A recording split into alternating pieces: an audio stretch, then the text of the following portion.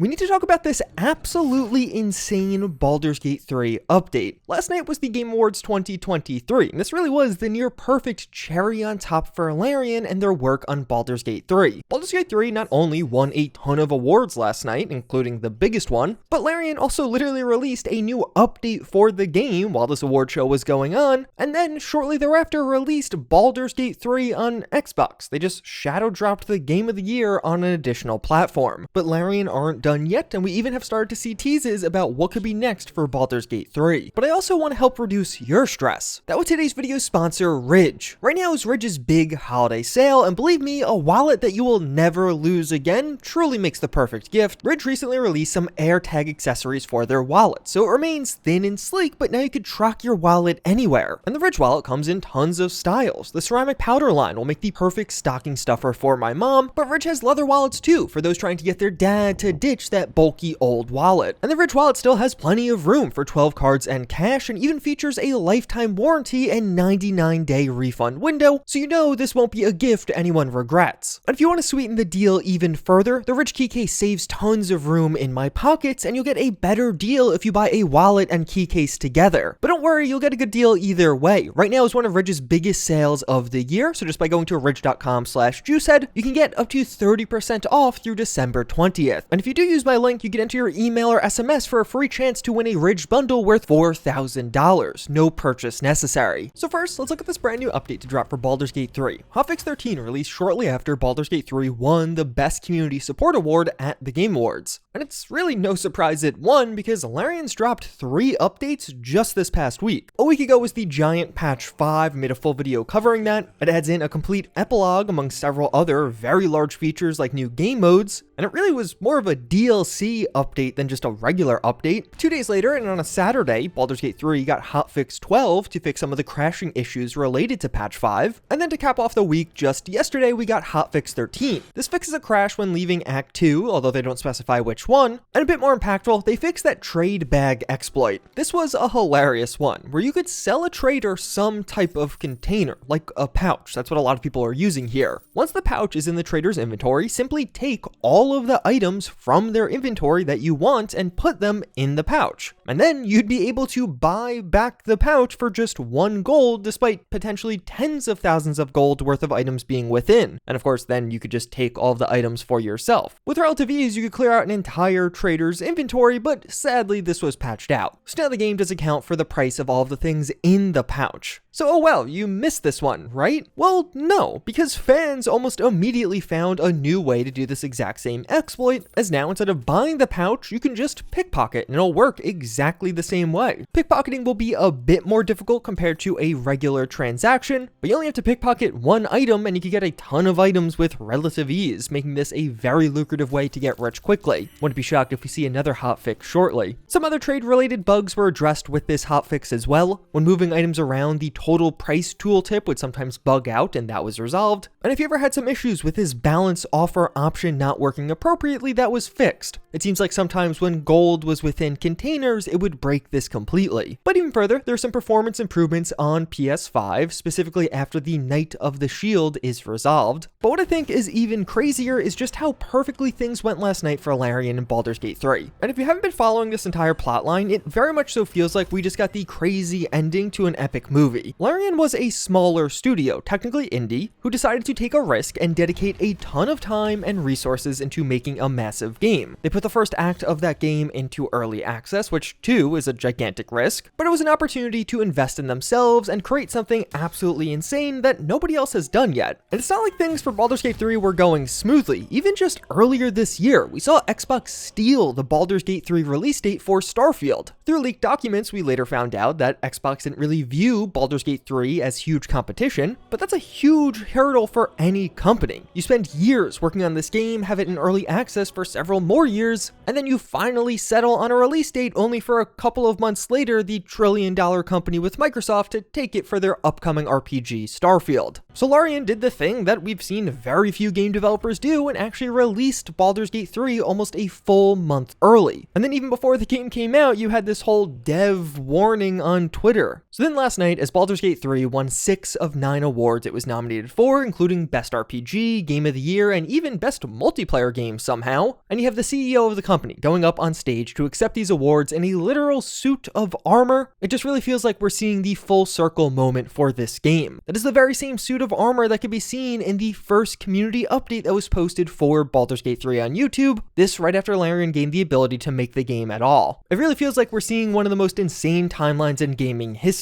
We saw the underdogs winning it all in the end, and a huge aspect of this was the community, because yeah, Baldur's Gate 3 also won the community voted award, and many community members overall just really seemed as thrilled as Larian developers themselves that Baldur's Gate 3 was winning. Baldur's Gate 3 was really one of those games where it felt like the gaming community overall could get behind it and really wanted this outcome of it winning Game of the Year. But of course, the Game Awards and all of these awards definitely weren't without controversy. What has easily become the single biggest criticism of the Game Awards 2023 were the limits placed on acceptance speeches from devs. Reportedly, developers had just 30 seconds to give their acceptance speech if they had an opportunity to give one at all, and then music would kick on, suggesting them to get off stage, and they literally had a giant sign to tell them it was time to wrap things up, and while their speech is going on, it literally had a countdown of how much time you have left, which I've done my own fair share of public speaking, not quite on stages this large, but on some stages. And I gotta say, if I had a giant timer in front of me while I'm incredibly emotional about just winning a giant reward, yeah, that just sounds miserable. It sounds incredibly stressful, like it's going to add a lot of anxiety for a lot of developers, and completely inappropriate when you consider the fact that a ton of celebrities were also at the Game Awards and had a lot more freedom in how long they could talk. The most egregious example of this was right after Baldur's Gate 3 won Game of the Year. The devs were on stage talking about their recently deceased cinematic lead named Jim Southworth, and as they're talking about this and how much the award means to all of them, they start getting played off stage with a giant sign telling them to wrap it up.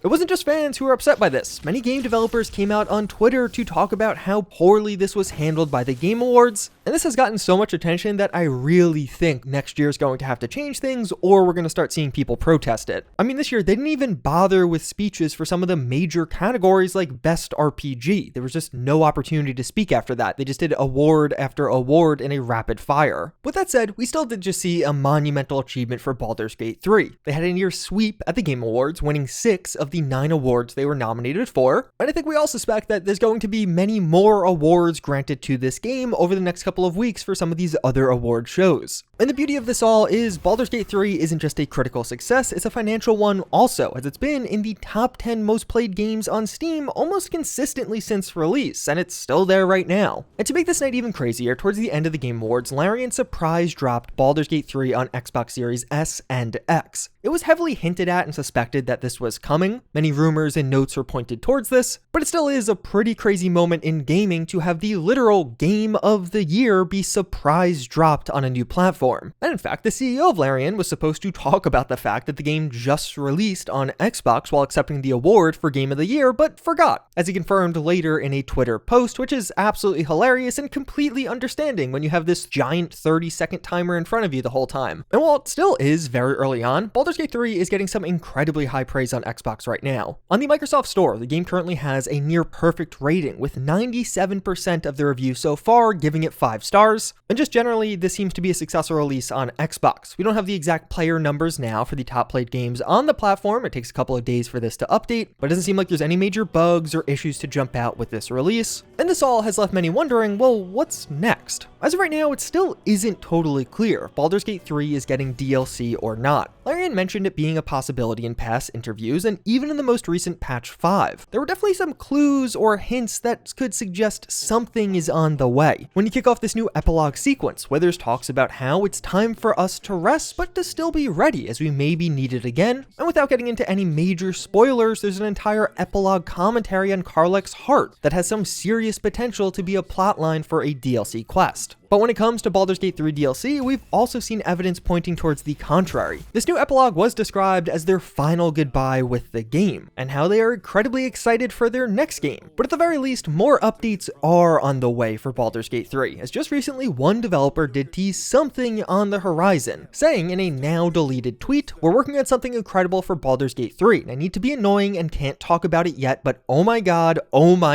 might combust from excitement, who knows." So it absolutely seems like another decent sized Baldur's Gate 3 update is on the horizon, or at the very least one major feature addition that'll get fans excited. So get subscribed, because I'll definitely be covering whatever comes from that update. But until then, check out this video highlighting some of the hidden features in Baldur's Gate 3 that you may have not known about.